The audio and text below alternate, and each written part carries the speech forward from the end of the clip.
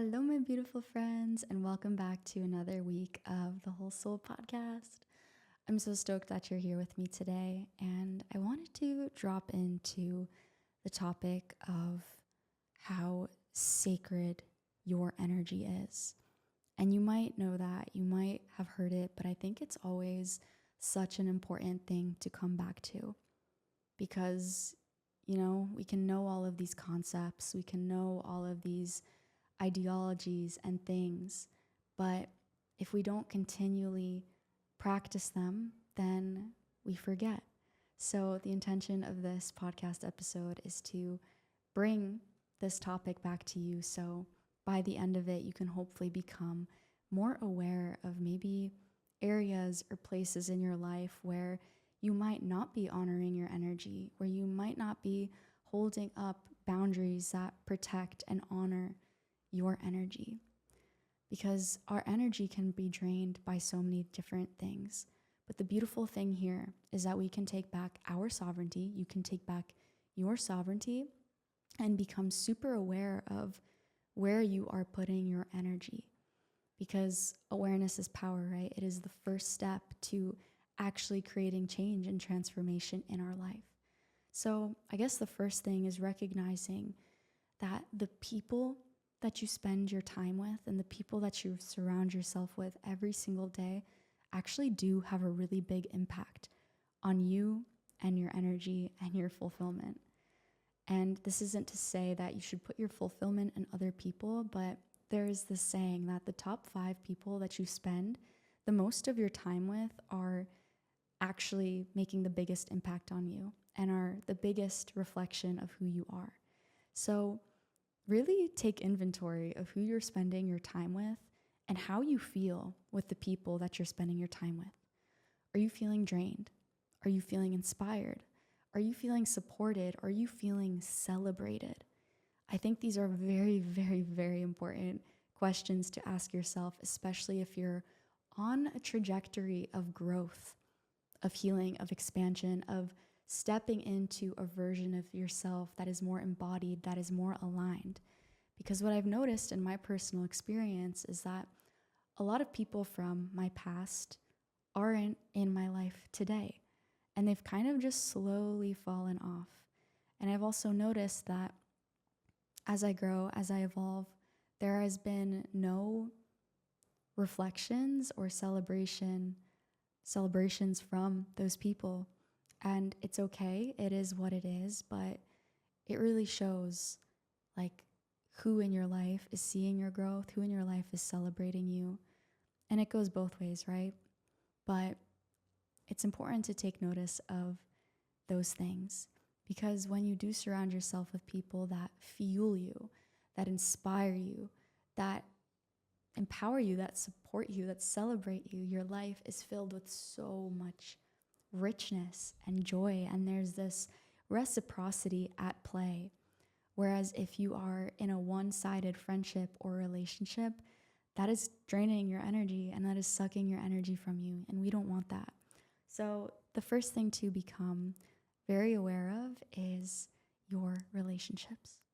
The second thing that we'll talk about is where you're putting your energy, what you are investing your time into. Are you spending a lot of time on your phone, doom scrolling? Are you spending time inside watching TV? Are you doing things maybe because you're in this loop or a program or a pattern, but those things that you're doing aren't actually moving you forward in the direction that you would like? So those are all just some short categories to think about of where you're putting your energy and your time, because the thing is, we all have equal time, right? Someone who is a billionaire has the same time as someone who is poor and broke, maybe even. And it's what we do with our time and where we put our energy that can actually move us forward, keep us stuck, or even kind of backtrack us. So become aware of the things you're putting your energy into. And the last thing that we'll dive into today is your belief systems, becoming aware of the internal dialogue that you are having with yourself. What beliefs are you putting your energy into? Are you constantly feeling like you're not doing enough, like you aren't enough, like you don't believe in yourself? Because when you start to notice that your energy is going there, you can take back your sovereignty and your power and start to shift that by creating new experiences. Because the way that we rewire our subconscious mind and our nervous system is by creating new experiences as limiting beliefs or limiting subconscious programming is coming up. It's by actively creating a new experience that has to do with that emotion or that feeling or that belief. The universe responds to vibration. So if you are constantly operating in a state of lack and in scarcity, your life, your reality will become a reflection of that. Whereas when you start to consciously shift your vibration to gratitude and openness and presence and expansion, even if you aren't in a situation that you would like to be, it is by changing your state in that situation where change actually starts to happen. Because as your vibration shifts, things start to fall out of your life that aren't in alignment, and you start to call in and magnetize the things that are in alignment with gratitude, with higher vibrations, with more love, with more presence, with more gratitude. So, my friend, your energy is so sacred. Do not forget that you are the creator of your reality. You are a sovereign being, and you have the power to create the life that you love, a life that you dream of.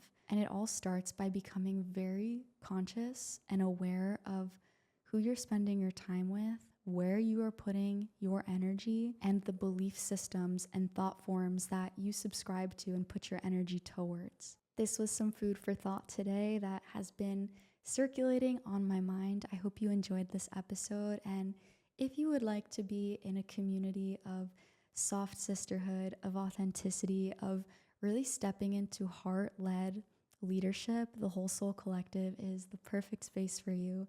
It's my community that I created a few months ago. It is the best thing, one of the best things that has ever happened to me. And just seeing the growth of everybody inside and having the weekly accountability of showing up and just having a group of pure, amazing sisters has been the most nourishing thing ever.